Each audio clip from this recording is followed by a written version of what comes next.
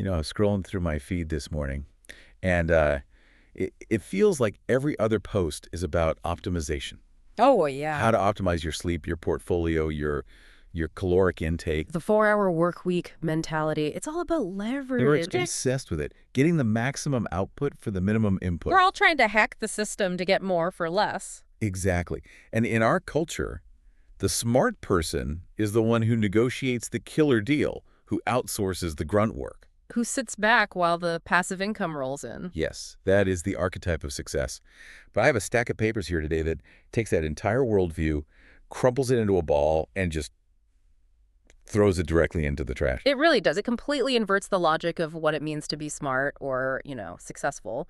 The source we're deep diving into today suggests a premise that sounds, well, almost insane at first glance. hmm It argues that if you are truly selfish, and I mean, if you really want the absolute best, safest, and most dignified life for yourself, you should act completely selflessly. It's wild. It argues that giving isn't just moral charity. It's a strategic survival mechanism. It's such a fascinating take. We're looking at an essay titled Giving is a Smart Person's Life, written by the author Su Feng, also known as Snowpeak. And stated quite recently, August 7, 2025. Right. And what really struck me is that he isn't arguing for altruism because, it's nice to be nice. Yeah. He's arguing for it as a cold, hard matter of cause and effect. Exactly. So the mission for this deep dive is to unpack that argument. We're going to look at why the author believes service and contribution are the only paths to a dignified life. And why, and this is the real kicker, being served by others is actually a path to misery. Right. And just a heads up for you listening, this conversation goes places you won't expect. Oh, definitely. We start with a nice story about a boat rental, but we're going to end up discussing police investigations, the legal definition of fraud, and the thermodynamic laws of the universe. It is quite the escalation, but it all hangs on this one core mechanism, the economics of giving versus taking. So let's start at ground level, the hook of the essay. The author, Xue Feng, he shares a personal anecdote. He's at a resort, it's June, the weather is perfect, and he meets a guest who wants to use a boat. Right. Now, in a normal transaction, the smart way to do business, this is simple. Totally. You want the boat, you pay the rental fee, and you pay for the gas you use. That's standard operating procedure. But Xu Feng decides to just disrupt the transaction.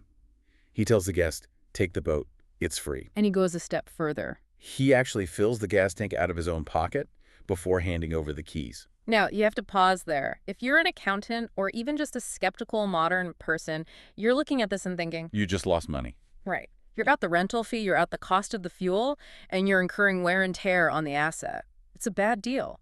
On paper, it's a total loss. But then you look at the result. Yeah, what happened? When the guest left, he didn't just say thanks. He gifted the author a brand new gas BBQ grill. And more importantly, he promised to return to the resort. Which, just purely financially, is probably worth way more than a tank of gas. Like, for sure. Yeah. But the author emphasizes that the grill was just a token. The real asset acquired was the relationship. Exactly. The text says everyone was happy. There was this bond of trust and warmth created that a strictly transactional exchange never could have produced. It kind of reminds me of that idea that transactions create customers, but giving creates fans. That's a great way to put it. And this leads the author to pivot to a really interesting observation about human memory. This is the user interface of our social lives. Yeah. He points out something that seems obvious, but we often forget it. He says we basically have two categories for people we meet. Category A People who gave to us. and Category B. People who took from us. Oh, absolutely. I can name 3 people right now who owe me lunch from 5 years ago, and I remember them vividly. Right, but think about the emotional tag attached to those memories. When you think of someone who gave to you, even just bought you a coffee or helped you move a couch, you feel a sort of gravitational pull toward them. Yeah, you want to be around them. You feel safe. Versus the guy who forgot his wallet 3 times in a row. You instinctively recoil. You ghost their texts. You might even warn other people about them. And this is Xu Feng's first big point about being smart.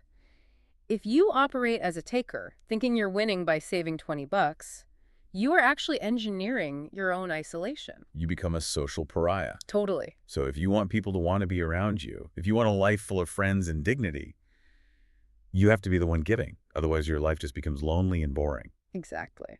But that's just the social layer. That's sort of the how to win friends part. Huh. Then he moves into this thought experiment that, honestly, it stopped me in my tracks. This is the paradox of service.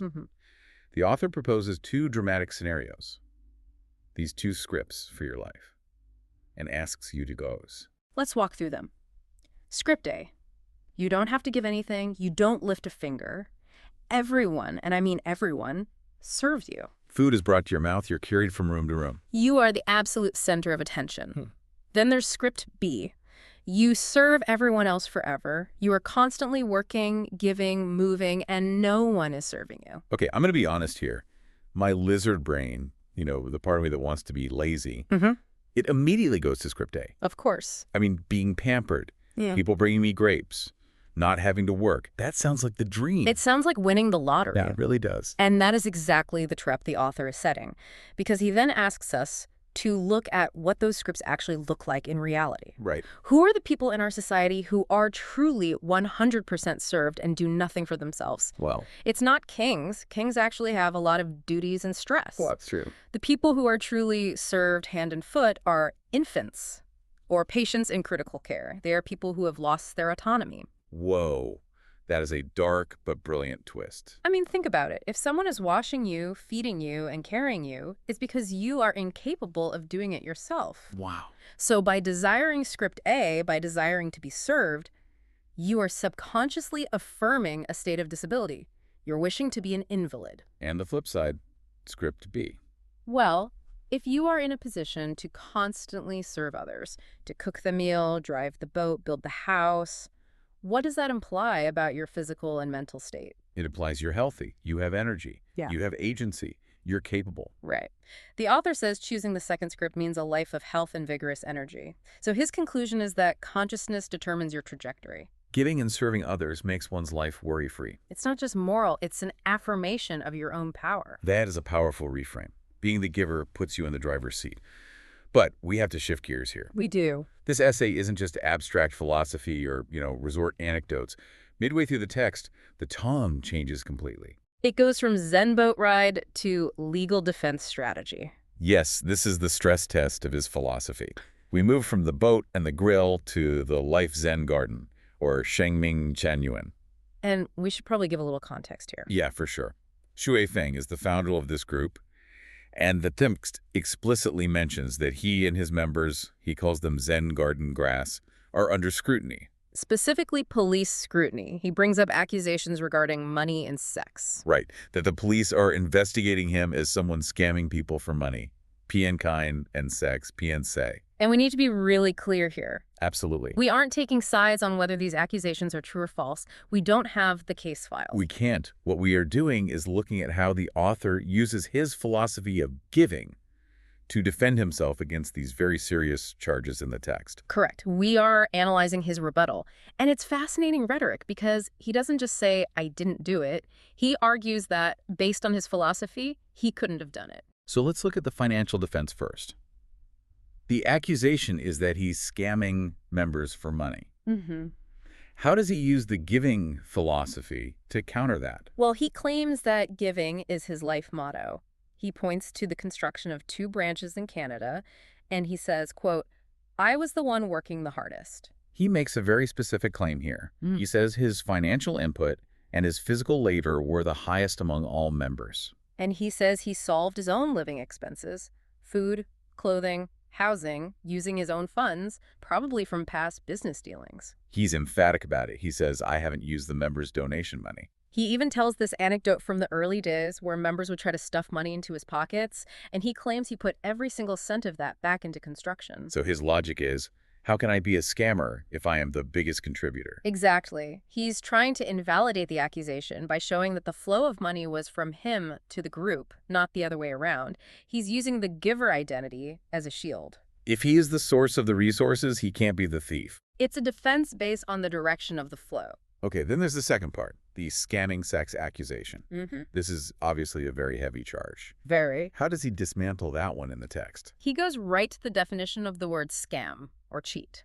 He argues that scamming sex implies using deception or fraud to gain affection or relations. Right, you have to promise something false to get something real. like promising marriage or money to get someone into bed. The scam requires a lie. And his defense is based on what he calls radical transparency.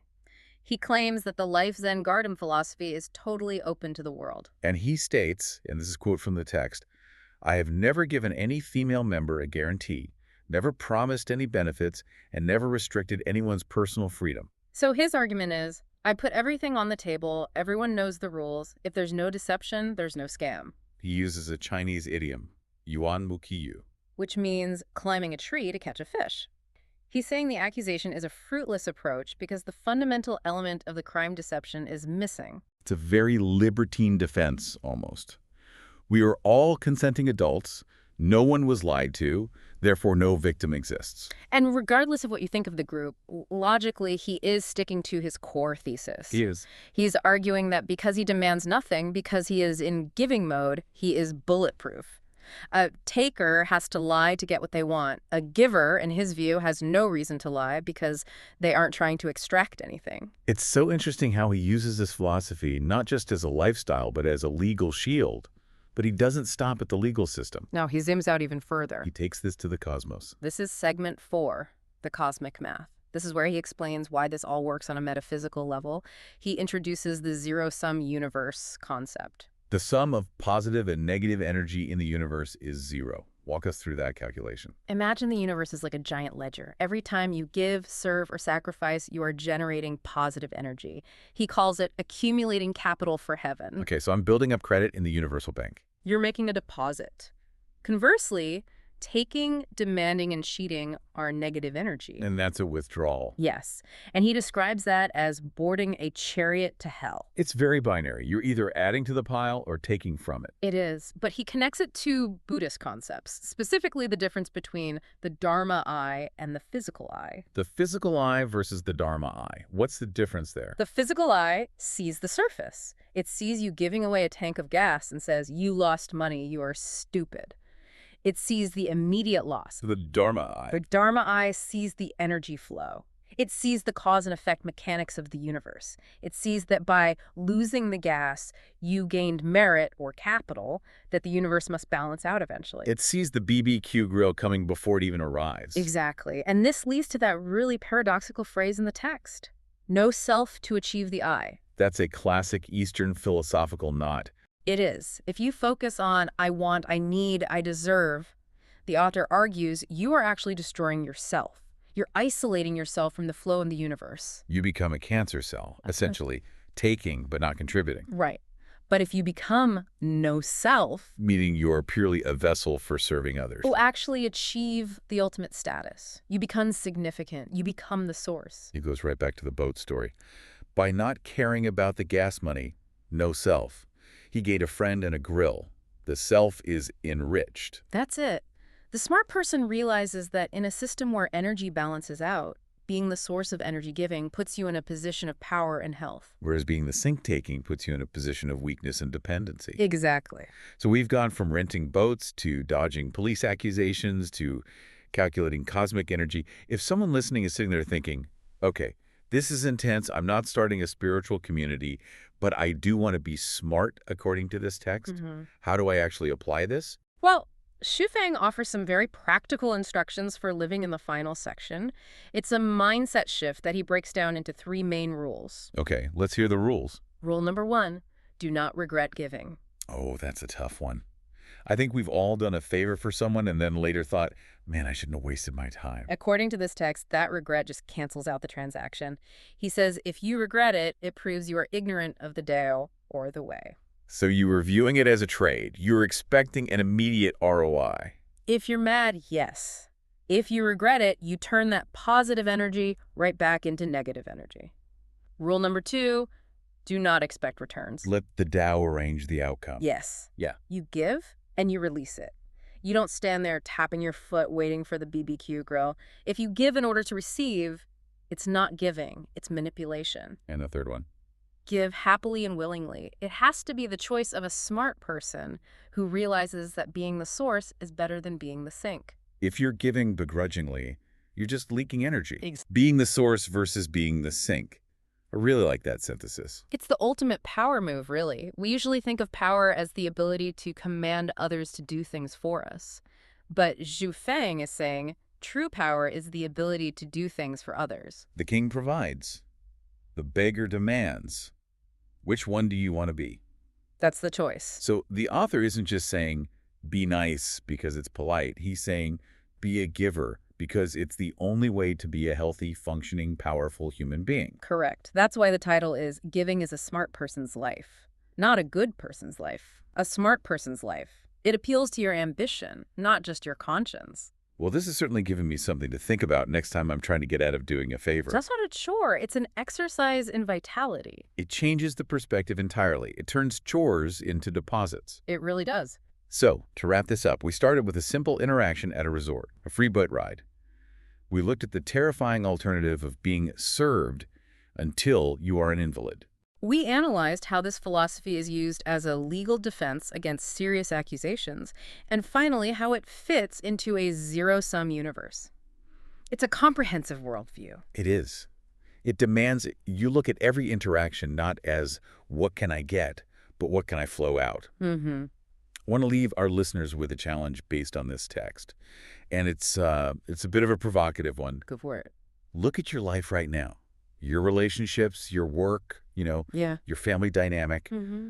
Are you acting like someone who is healthy, constantly giving, leaving, serving, generating energy? Or the alternative. Or are you acting like someone who's, well, paralyzed, just sort of sitting back, waiting to be served? Waiting for the world to bring you things. Waiting for the apology, waiting for the raise, all of it. That's the question. Because according to Zhu Feng, the person waiting to be served is unknowingly practicing to be an invalid, and the person serving is practicing to be the master of their own fate.